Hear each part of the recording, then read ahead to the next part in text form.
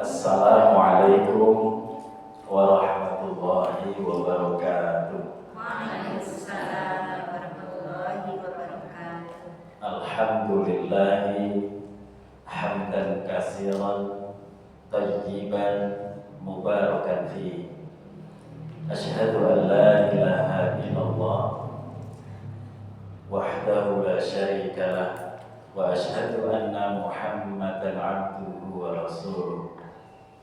Allahumma salli ala Muhammad wa ala alihi wa sahbihi wa man tabi'ahum bi ihsanin ila yaumiddin. Amma ba'du. Raditu billahi rabba wa bil islami dinan wa bi Muhammadin nabiyyan wa rasulah. Rabbi zidni ilma warzuqni fahma.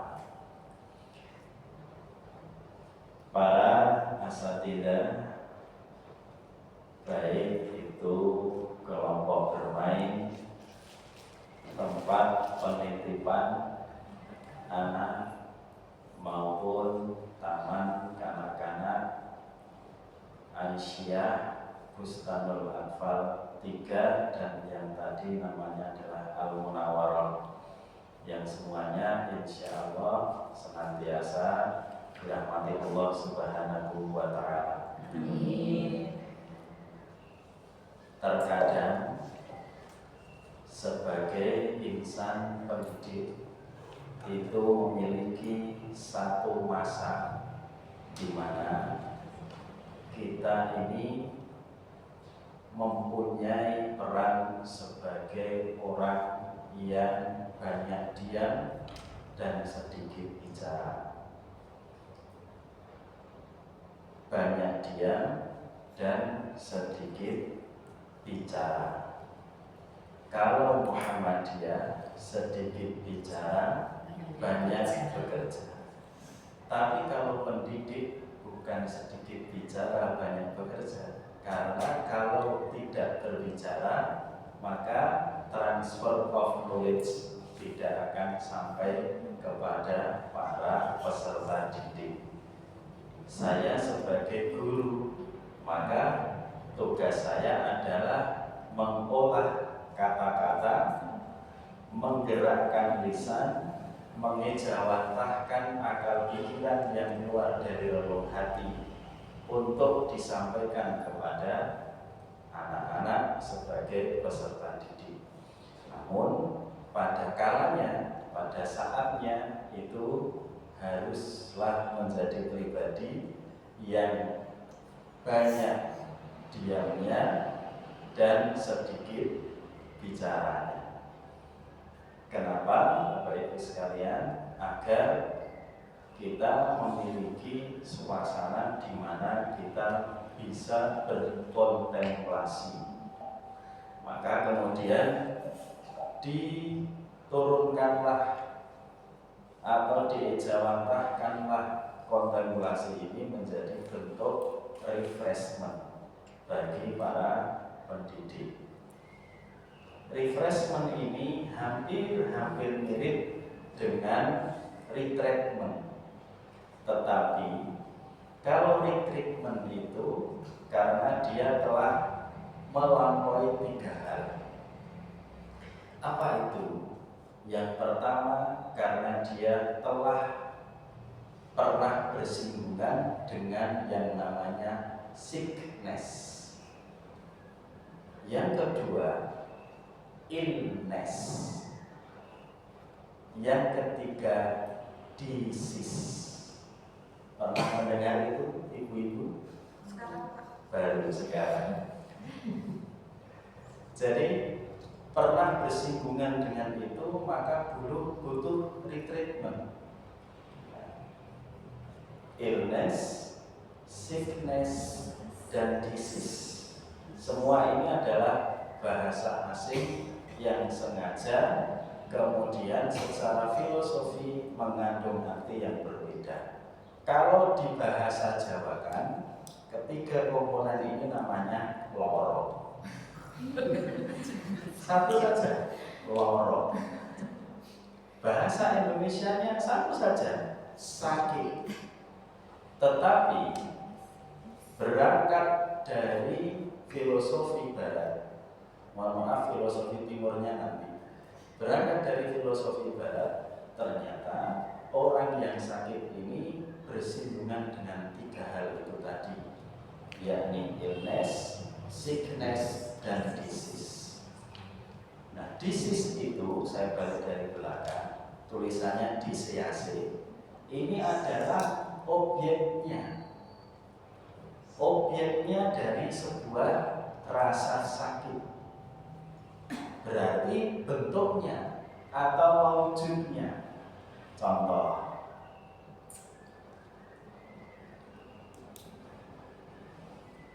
kesandung batu, tersandung batu di jempol kakinya.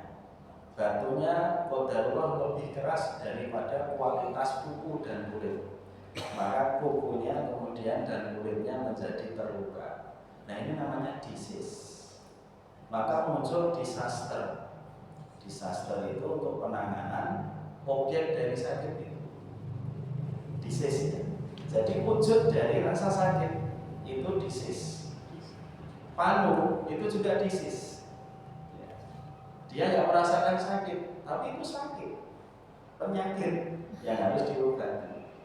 Ya, contoh. Kemudian kalau illness itu adalah akibat yang keluar dari disease, dari objek sakit itu illness atau perasaan yang muncul.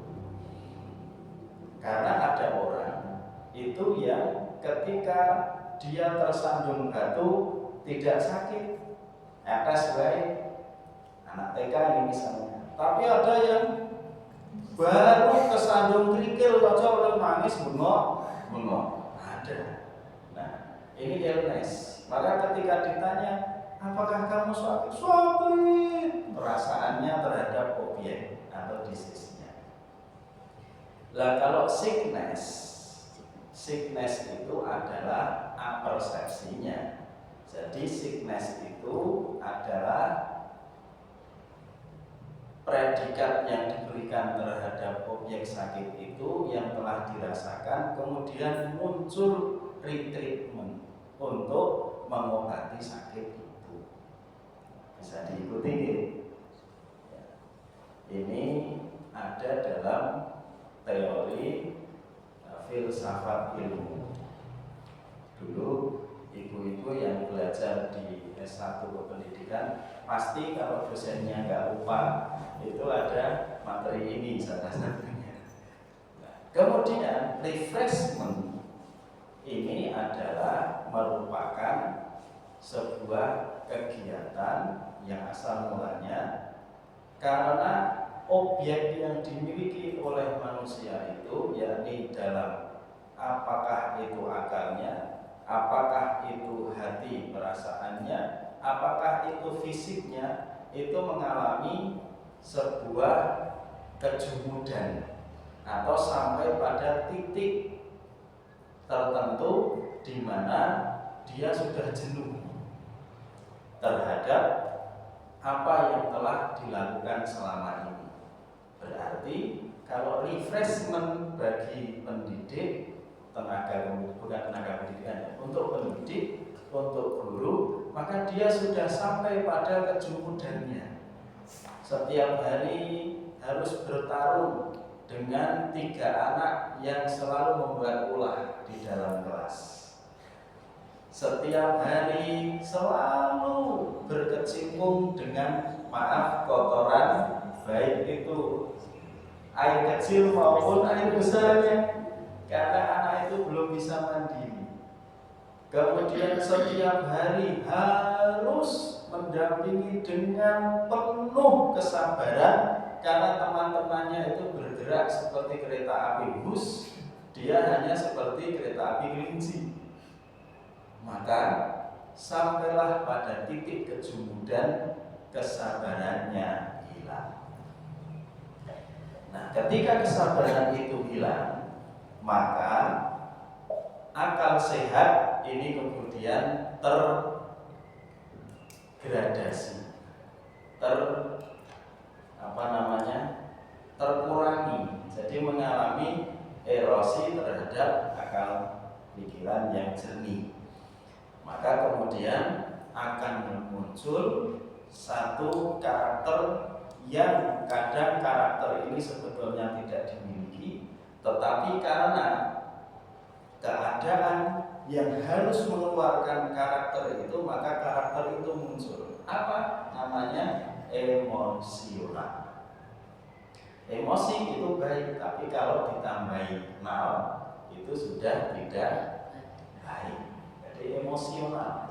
Contoh emosional yang pertama bagi seorang perempuan, karena ini perempuan semuanya, itu adalah jededeg. Bahasa Indonesia jededeg itu adalah bukan, kalau jededeg itu pikirannya. Jededeg itu keadaan di mana dada itu terasa seperti terhimpit batu, sesek sumpek, rasanya pengen ada oksigen, duduk sekali, nggak bisa dikeluarkan. Itu yang pertama. Yang kedua itu kemudian sensor motoriknya itu berkurang ketika dia jededeg. Maksudnya berkurang adalah berkurang daya tangkapnya, tetapi sensitivitasnya itu naik menjadi temperamental. Nah, begitu diundang, Bu, mengko ngewani ngajar kelas, wah langsung itu keluar. Jadi jededeg dijum bandeng ono sing itu sensitivitasnya langsung terangsang. Nah, itu biasanya piye? Oh iya, karena saking jededegnya juga. Nah, ini ciri-ciri karena keadaan yang seperti itu. Baik, ibu-ibu sekalian, asatidzah yang saya hormati, maka kadang-kala kita kemudian butuh satu momentum di mana kita banyak diam, kita itu diam dan sedikit bicara. Untuk apa? Melakukan kontemplasi yang disebut dengan refreshment ini. Kalau bahasanya Indonesia sebetulnya penyegaran. Jadi untuk menyegarkan kembali yang setiap hari kita bergelut dengan administrasi sekolah, kita bergelut dengan siswa, dan juga tidak sedikit yang menerima menampung keluh kesah orang tua yang bisanya menuntut dan menuntut. Nah, jadi meminta hak, tetapi kewajibannya terlupa. Nah, maka alhamdulillah ada kegiatan seperti ini, refreshment. Maka ini akan menjadikan diri kita ini nanti menjadi orang yang terpola, menjadi seorang yang berkualitas, kemudian akan mengeluarkan yang berkualitas pula, dan akan menghasilkan output yang berkualitas, yang akhirnya nanti outcome-nya juga berkualitas. Apalagi didukung sarana prasarana yang berkualitas. Yang sekarang, masya Allah, alhamdulillah, Tamarsari punya gedung lembaga pendidikan kolaborasi antara Aisyah dan juga Yayasan Masjid Al-Mubarak di Wonosari ini sungguh luar biasa. Dan saya kalau lewat depan ini sering banyak ramai pertemuan di sini. Bahkan saya sok menurut manasik juga di sini. Artinya, masya Allah, semuanya sudah berkualitas. Maka untuk menjaga kualitas itu, ketika posisi sudah jededeg, maka kita harus menghilangkan jededeg itu. Ibu-ibu yang dirahmati Allah Subhanahu wa Ta'ala, tema kita pada kesempatan kali ini, saya mohon dikoreksi bahasa Indonesianya, kayak terbiasa bahasa Jawa kalau ngaji. Karena ini dengan para profesor, saya harus menggunakan bahasa Indonesia, berupaya menjadi bahasa Indonesia, dan pembawaan saya agak tenang. Biasanya saya terus melonjak-lonjak dengan nada tinggi, keras, kemudian santai, kemudian tertawa dan sebagainya. Ini saya serius karena di sini adalah suasana sidang disertasi untuk meraih gelar doktor. Baik, saya disidang oleh para dosen penguji. Baik, ibu-ibu sekalian, tema hari ini adalah terkait dengan sholat. Ini ada korelasinya terhadap kualitas seseorang. Kalau kita melihat atau kalau kita membaca sejarah bagaimana perintah sholat ini diturunkan Allah kepada kita sebagai umat manusia ini, ternyata ada diferensiasi, ada perbedaan antara perintah-perintah yang lain yang diberikan Allah kepada kita manusia melalui Rasulnya yang mulia Muhammad SAW, yang kita kemudian mengikuti beliau, tiba jadilah Muhammadiyah, adalah perbedaan yang sungguh signifikan. Ketika Allah memerintahkan amal peribadatan kita misalnya, salah satu contoh, Allah memerintahkan kepada kita untuk melaksanakan ibadah puasa, maka Allah memerintahkannya melalui malaikat Jibril alaihissalam yang turun ke dunia. Kemudian memerintahkan untuk membayar zakat, untuk naik haji, itu semuanya diperintahkan, Jibril diperintahkan langsung turun ke dunia. Namun hal yang satu ini, yakni terkait dengan sholat ini, luar biasa. Kenapa? Karena esensinya manusia ini adalah makhluk yang tidak memiliki nilai apa-apa. Kemudian kemuliaannya juga jauh panggang dari api. Kalau sini ya jauh panggang dari Wonosari. Jadi tidak memiliki nilai. Bahkan kita kemana-mana itu membawa najis yang tersembunyi. Tidak ada manusia yang kemana-mana tidak membawa najis yang tersembunyi. Minimal kan ada dua tuh najis kita. Apa itu? Yang tersimpan di dalam perut. Nah, tetapi Allah menghendaki akan memberikan perintah kepada manusia ini langsung mengundang untuk sowan kepada Allah Subhanahu wa taala Jalla Jalaluhu, Allah yang Maha Tinggi, langsung ke langit di mana arsy, di mana Allah ini bersemayam. Itulah yang dinamakan perintah sholat. Dan peristiwa ini terjadi ketika Allah menjelaskannya di dalam Quran, Subhanalladzi asra bi'abdihi lailan minal masjidil harami ilal masjidil aqsa alladzi barakna haulahu linuriyahu min ayatina innahu huwas sami'ul basir.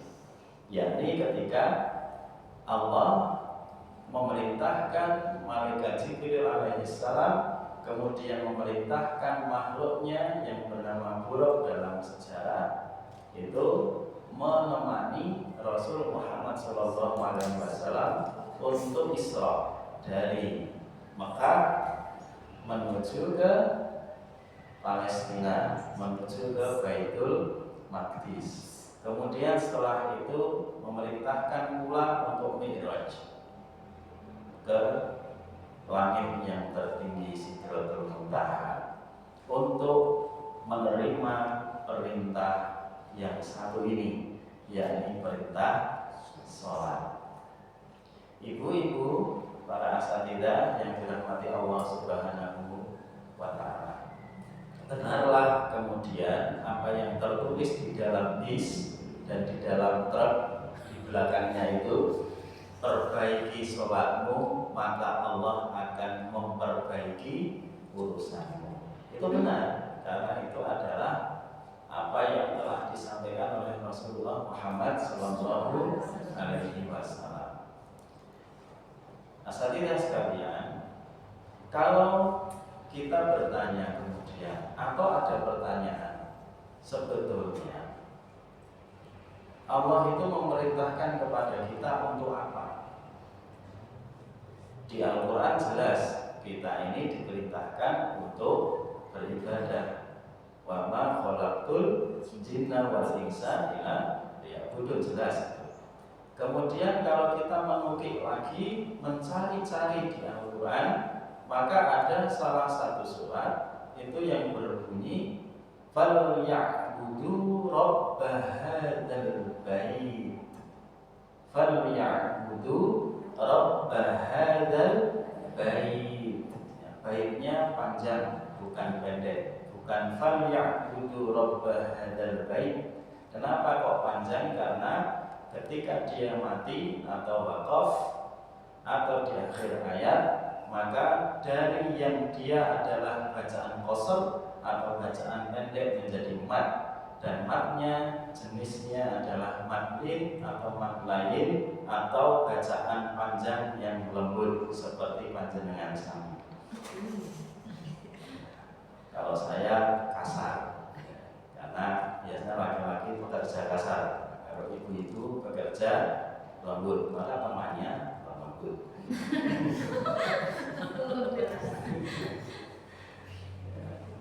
Falyabudu rabb hadzal bait. Itu adalah perintah di dalam surah apa?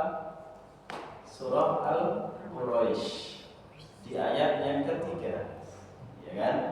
Allah memerintahkan, ayat yang ketiga Allah memerintahkan falyabudu, maka hendaklah mereka itu menyembah kepada Allah Rabb yang memiliki hadzal bait, yakni Ka'bah Baitullah. Berarti itu apa? Menegakkan sholat. Kenapa Allah memerintahkan ini? Kita ini hanya diwajibkan satu saja oleh Allah untuk hal ini, tapi Allah akan memberikan dua. Jadi Allah ini memerintahkan satu saja, tetapi Allah akan memberikan dua. Kalau lagunya Bimbo, bagaimana itu? Perlambatnya dengan cara merubah kualitas kita. Yang pertama sebagai fondasi itu adalah merubah kualitas sholat kita. Maka Allah akan merubah kualitas hidup kita. Dua itu kan kehidupan yang kita butuhkan semua. Pekerjaan yang menghasilkan, kemudian yang kedua ketenangan hidup. Yang dicarikan cuma itu hidup. Isaurek terus yang kedua hidupnya tenang. Hidupnya tenang. Saya baru saja upload kemarin, mungkin masih di nomor saya, di upload status WA. Saya mau setia, ya tidak setiap hari. Kalau pas saya selong, cukup ada celing pikiran apa terus saya tuangkan. Kemarin begini, mawar itu tidak malu dengan durinya. Durian juga tidak malu dengan durinya, karena dia memahami bahwa di dalam dirinya ada yang sangat bernilai. Artinya begini, kita ini tidak malu kepada siapa diri kita. Tidak boleh malu kita ini sebagai apa. Kita tidak boleh rendah diri terhadap misalnya seorang dosen. Tidak boleh.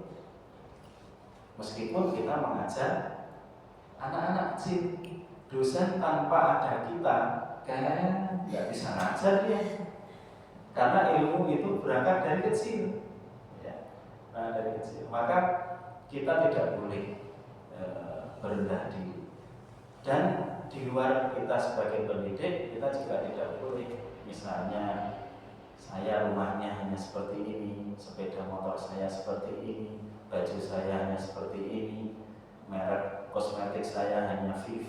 Satu merek lagi, ya itu, nggak boleh. Ya.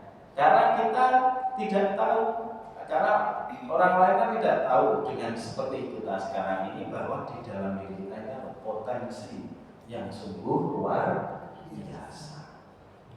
Dan asatidah yang dirahmati Allah Subhanahu wa taala, kalau di dalam surah Al-Baqarah ayat yang ke-45 ini kemudian kita lanjutkan, Allah berfirman wasta'inu bis-sabri was-shalah wa innaha lakabiratun ila 'alal khashi'in.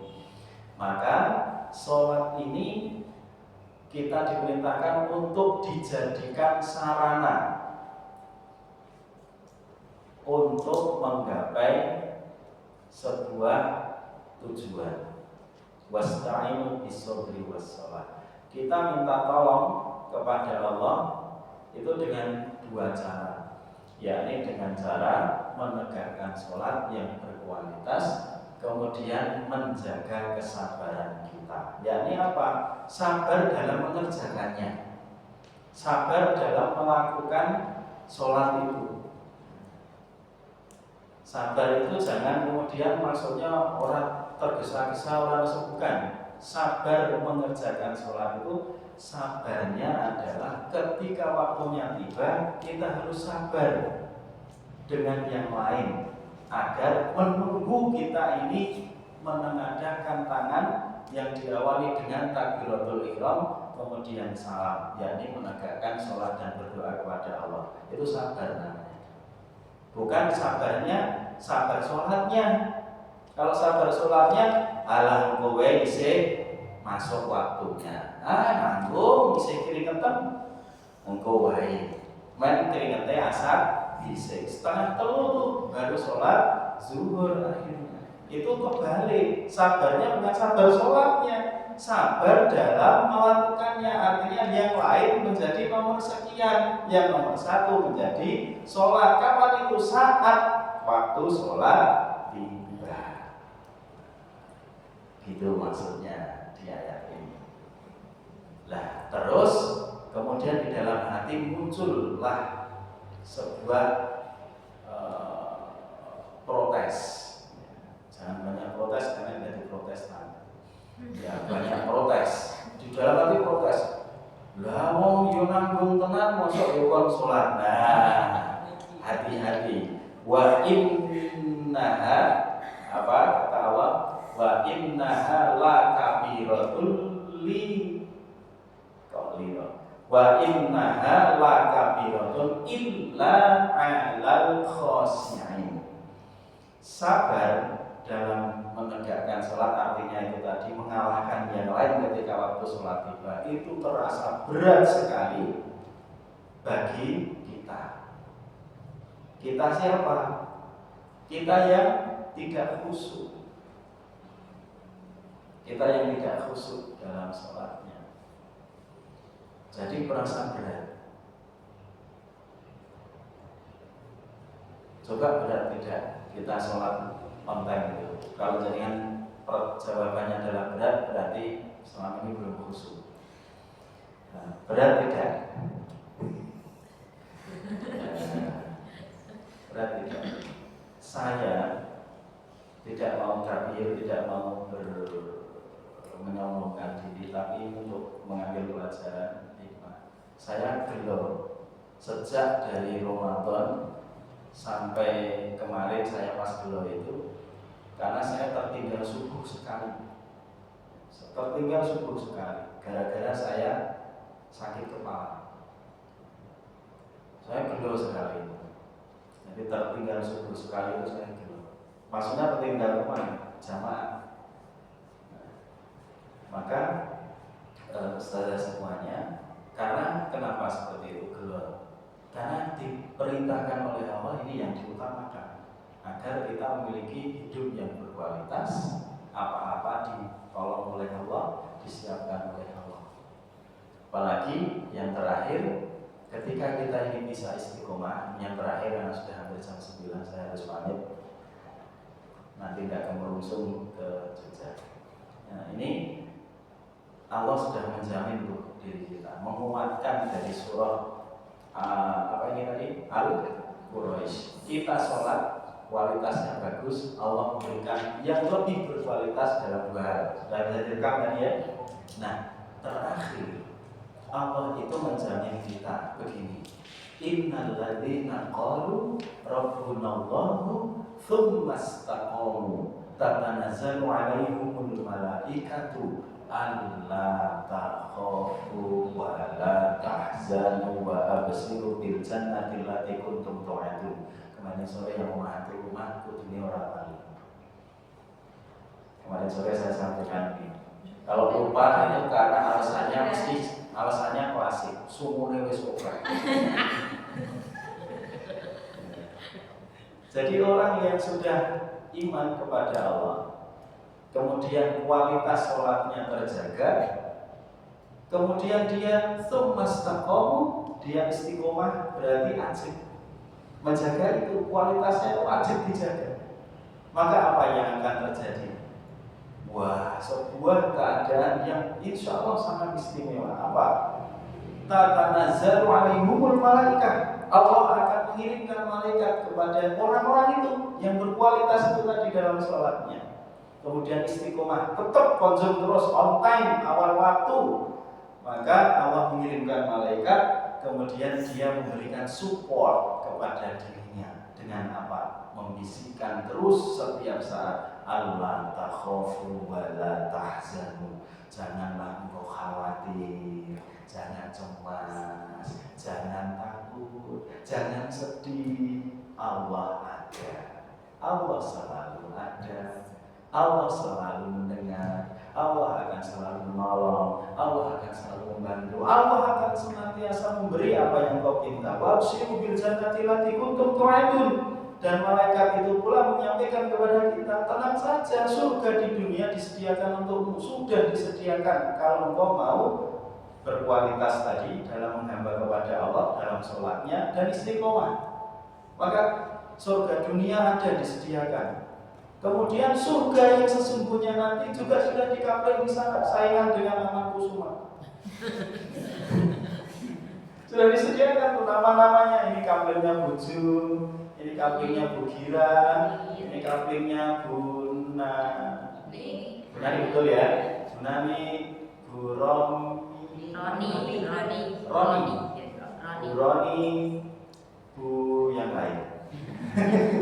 Saya nggak apa. Itu sudah disediakan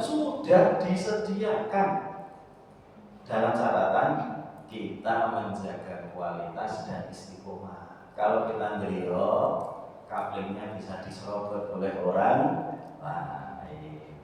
Begitulah ibu-ibu, pagi hari ini sehari satu, sehari kedua kalau dikehendaki lagi untuk silaturahim. Mohon maaf atas segala khilaf, sudah pukul 9, ini pasti istri saya sudah akan memberikan gelar kepada saya sampai rumah. Oh, kamu gelarnya memang benar-benar LO. LO itu orang omong. Kamu rampung. Baik, seharusnya LC ya, itu LO itu gelar dari mana ya? Itu cuma gojekan, aku nggak sungguh-sungguh dia gojekan. Pasti sudah dandan politik ini karena sudah mau politik. Ya, terima kasih atas waktu yang diberikan, manfaat, insya Allah Allah yang memberikannya. Kalau ada yang tidak baik mohon di skip ataupun dikit tadi ya, tidak boleh disampaikan ke khalayak yang ramai. Semoga semakin berkualitas hidup kita ke depan. Amin ya rabbal alamin. Subhanakallahumma bihamdik, asyhadu an la ilaha illa anta, astaghfiruka wa atubu ilaik. Assalamualaikum warahmatullahi wabarakatuh.